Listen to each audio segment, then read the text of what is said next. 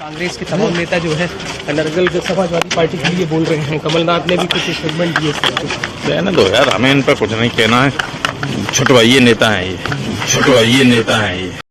त्योहारों के सीजन में देश भर के करोड़ों किसानों के लिए एक बार फिर मोदी सरकार खुशखबरी लेकर आई है। केंद्रीय मंत्रिमंडल ने रबी की 6 फसलों के न्यूनतम समर्थन मूल्य में बड़ा इजाफा करके किसानों को बड़ी सौगात दी है, जिससे किसानों के चेहरे खिल उठे हैं। लेकिन 2014 से पहले हालात ऐसे बिल्कुल नहीं थे, क्योंकि तब देश में कांग्रेस की सरकार थी जो घोटालों में डूबी हुई थी, जिसे ना तो देश की चिंता थी और ना देश के किसानों की। और किसानों की इसी नजरअंदाजी की वजह से यूपीए की 10 साल की सरकार के दौरान देश भर में करीब 1.5 लाख किसानों ने खुदकुशी कर ली थी। हर दिन किसानों की आत्महत्या की खबरें अखबारों की सुर्खियां बनी रहती थी।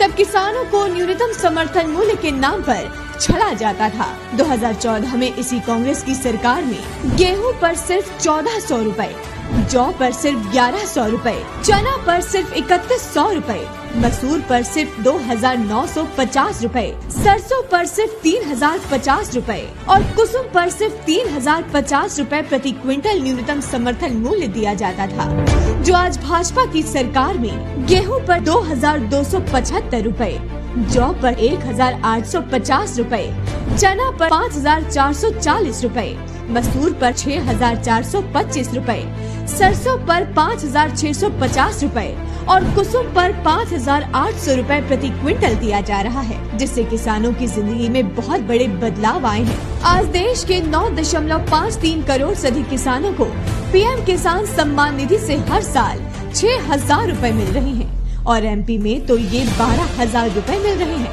क्योंकि यहाँ मुख्यमंत्री किसान कल्याण योजना से भी 6000 रुपए मिल रहे हैं। इसी तरह फसल बीमा योजना हो या फिर प्राकृतिक आपदा में दी जाने वाली सहायता राशि, ये सभी किसानों के लिए वरदान साबित हो रही है।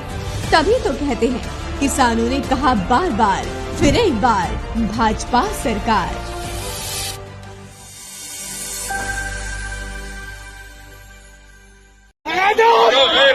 रुको, देखो ये जो है निकम्मे बाप है और ये नाकाबिल बेटे हैं।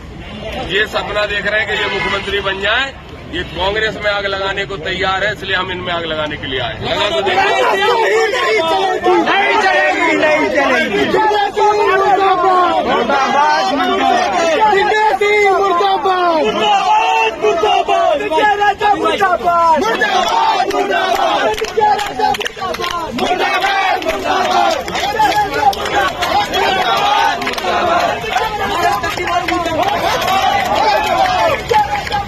ये चुनाव श्री नकुलनाथ जी और श्री जयवर्धन जी के भविष्य का चुनाव बना दिया कांग्रेस ने।